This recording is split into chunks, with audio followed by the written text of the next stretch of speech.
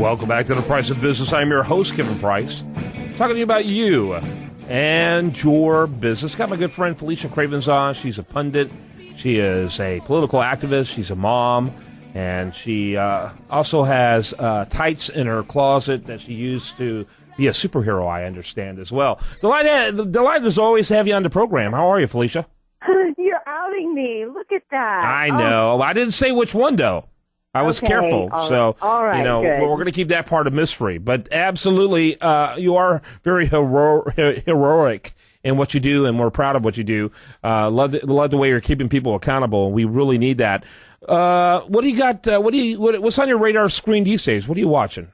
Oh, my goodness. Isn't everyone watching Syria right now? It's the most fascinating thing I've ever seen. It is fascinating, and it has the potential. You know, since 1948, the United States has pretty much been the world's police force. There was a civil war in Greece that the communists tried to overthrow the government in Greece. England was there for years fighting it, and I think it was 48 or 46, and England said, we're not doing this anymore. We can't afford to do this anymore. They got out, and the United States took over. They continued to fight, and we've been pretty much the world's police force ever since then. And I think Americans are beginning to think it may be time for that era to be over. When you start looking at $18 trillion debts, and, our inability to pay our bills at home, mortgaging the future of generations to come. I think people are really thinking twice, and this idea that America is right, America is good, and we're using that force for good around the world. When we look at our own domestic politics and see how poor our domestic decisions are, it makes you begin to question your international decisions. And when it comes to foreign policy, I cut my teeth on neoconservatism. And, those neoconservatism roots of thinking that America's intentions are always best internationally have really been challenged by looking at the way we do things domestically. And I think a lot of people are grappling with that. I think so, too. When you look at the votes in Congress, and WAPO has a great chart where they're keeping track of who's supporting, who's on the fence, who's opposing. You can go down and just, by hovering over the little icons, you can see which senator and which representative is falling in what area. It's interesting the way that the bedfellows have sort of fallen out here.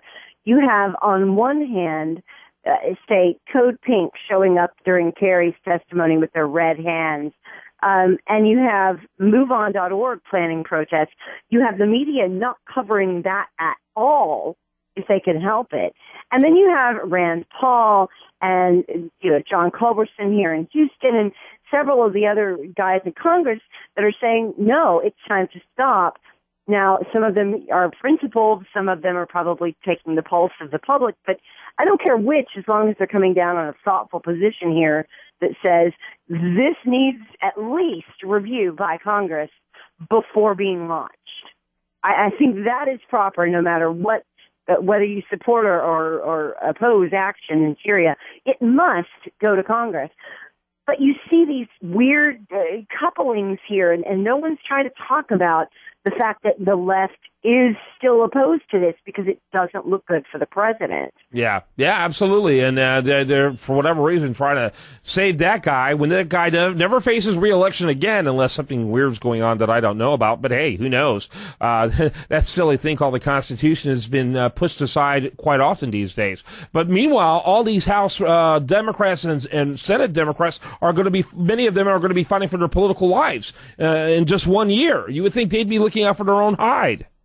Well, and a lot of them are. When you look at the numbers in the Senate, according to WAPO's latest figures, there's 12 that are against action, 22 that are for. The bulk of the against are Republicans. The bulk that are for are Democrats. But the undecideds are split just about half and half. When you look at the House, a heck of a lot of Republicans are against it, half and half for it. And when I say half and half, that's maybe 19 representatives.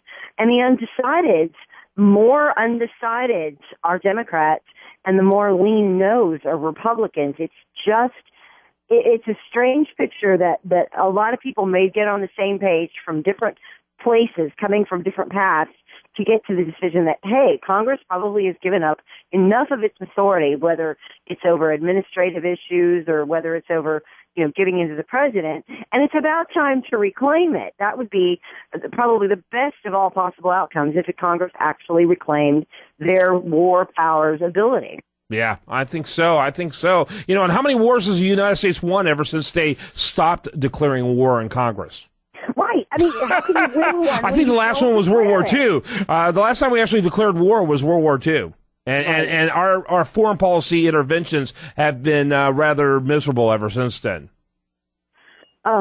It's maddening because I don't understand the ins and outs of foreign policy. I follow what I can, but I'm really concerned about things and fixing things at home so much.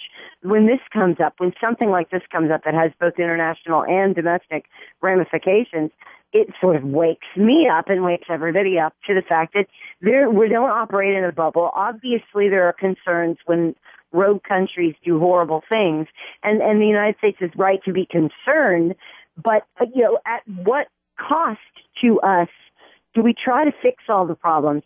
There was no intervention in Darfur. There was barely they got to intervention in Eastern Europe in the middle of all the mess that's there with the Muslims killing each other and things like that. What are our compelling interests anymore? It's been so long since we've defined that as a nation.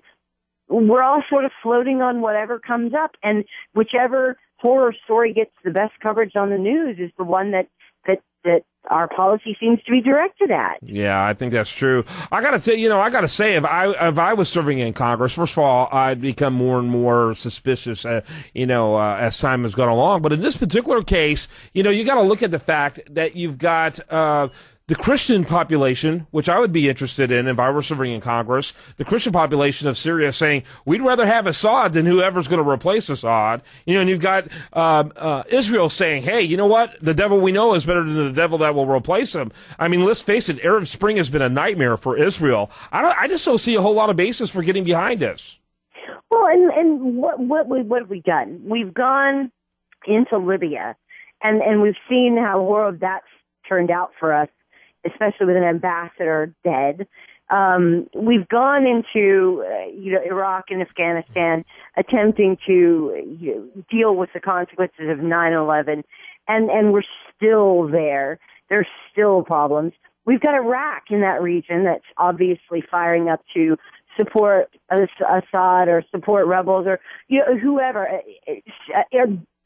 Freaking Russia is getting involved in this. Do we really think this is the time to start World War III? Yeah. And it's got me, too, because the whole implication of this is that 1,000-plus citizens of Syria dead by chemical weapons are somehow differently dead. There's chemical weapons dead, and then there's just dead.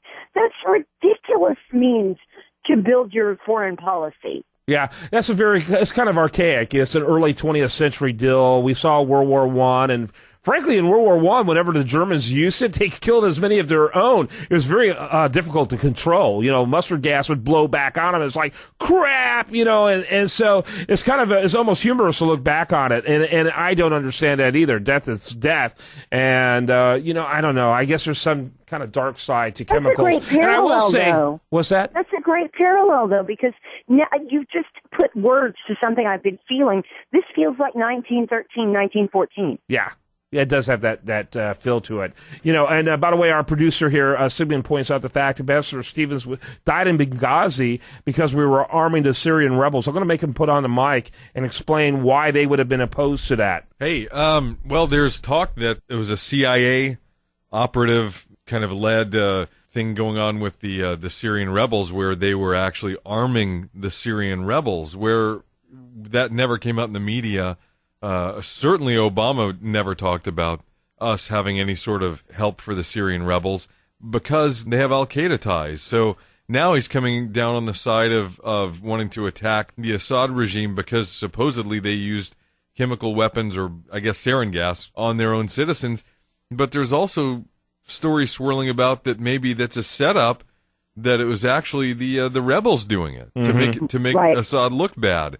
Yeah, So we're there's getting in the middle of a growing belief that Al Qaeda is behind us. There's a growing belief behind that, and it's certainly within the realm of them doing it. It's certainly in the realm of Assad to do it as well, but it's certainly in the realm of Al Qaeda. Thanks so much for being with us. As always, great job. You did no better though at solving this problem than I've been doing, but I appreciate you bringing your 2 cents. Thanks, guys. Hey, if you figure it out, you'll get a Nobel Peace Prize and deserve it. Unlike somebody I know. All right, thanks so much. Okay, I hope, let's see, when we come back, we're going to have more for you. Do want to remind you, best content here is over there at usdatareview.com. Make sure you check out Felicia Cravens there, and also at freeradicalnetwork.com. Stay tuned for more right after this.